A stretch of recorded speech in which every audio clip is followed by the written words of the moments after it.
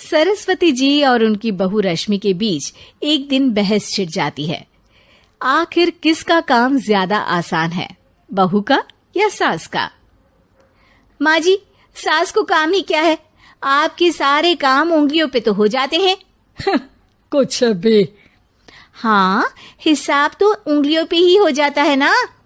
अरे बेटा, ऐसा सिर्फ अभी लगता है, ऐसा होता है। ठेले बराबर वजन भी नहीं है आपके काम में, और बात पहाड़ों के वजन की कर रही हैं आप।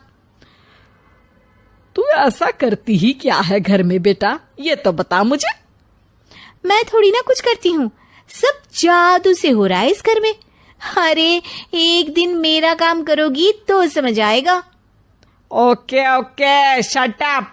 कल से मैं घर के काम करूंगी और तू मेरी जगह हर चीज का हिसाब रखना, ठीक है? ठीक है, ये भी कर लेते हैं। ये सास बहू की डील के बारे में रश्मि के पति अमन को नहीं पता था और ना ही अमन के पिताजी सुरेश जी को। पर गेहूं के साथ साथ जैसे घुन भी पिस जाता है, ये दोनों भी पिसने वाले थे। सुबह अमन उठकर रेडी होता है ऑफिस जाने के लिए, तो पता है उसके कपड़े नहीं निकले हुए हैं। अरे रश्मि, तुमने मेरे कपड़े नहीं निकाले? अपनी माँ से पूछो ना, उन्हीं का काम है ये। अमन अपनी माँ के पास जाता है। अब मेरे कपड़े आज आप देने वाले हो क्या माँ?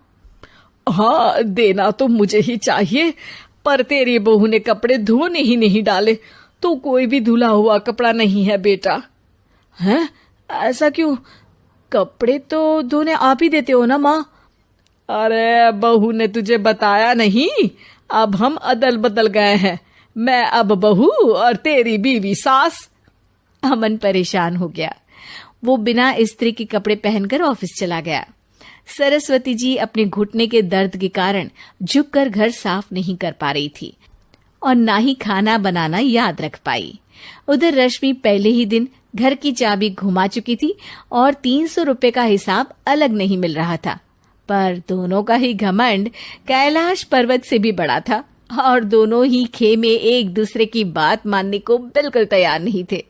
शाम को जब सुरेश जी और अमन खाना खाने बैठते हैं तो सरस्वती जी उनके सामने गाजर और पपीते लाकर रख देती हैं।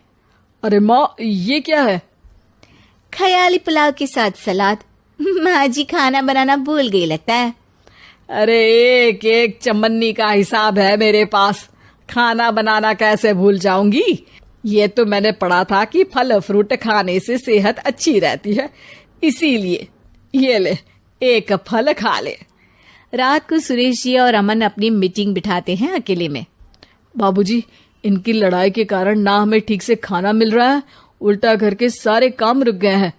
हाँ बेटा, 2 भैंसों की लड़ाई में बेचारे खेत के पौधों का भी नुकसान हो रहा है। पर पापा, क्या बताऊं आपको, मैंने माँ को इस महीने की 2 तारीख को बिजली के बिल के पैसे दिए थे। आज बिल भरने के लिए मांगने गया तो पता चला कि रश्मि उन पैसों से गैस सिलेंडर ले आई।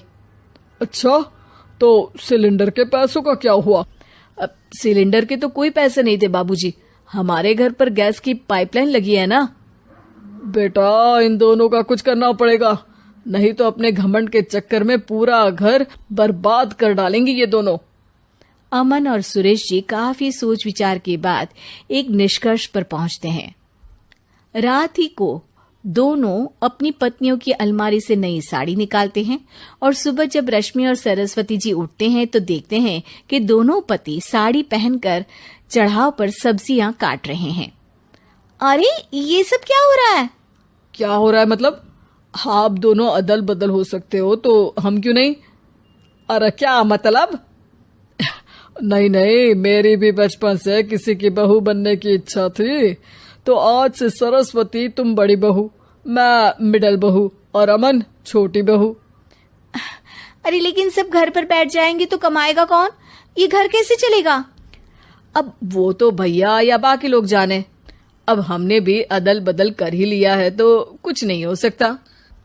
रश्मि और सरस्वती जी को समझ में आ जाता है कि उन दोनों की आपस की डील के वजह से इन दोनों को बहुत तकलीफ हो रही है और उनके ईगो ने दूसरों को कितनी यातनाएं दी है। अब असल में माँ जी आप सही थी, सास बनना बहुत मुश्किल है। अरे हाँ बेटा, और तू भी, मुझसे तो नहीं हो पाया सब घर के काम, वापस बदल ले क्या? हाँ हाँ बिल्कुल माँ जी, और अब आप दोनों भी बदल लीजिए, कोई आ गया तो आप दोनों को देखकर क्या सोचेगा। अच्छा है, आप दोनों के समझ में ये बात तो आई। मैं फटाक से कपड़े बदल लेता हूँ। अरे रुक जा बेटा, एक फोटो ले लेती हूँ तेरी। मेरी बेटी होती तो तेरे जैसी ही दिखती साड़ी में। और मेरा फोटो नहीं लोगी?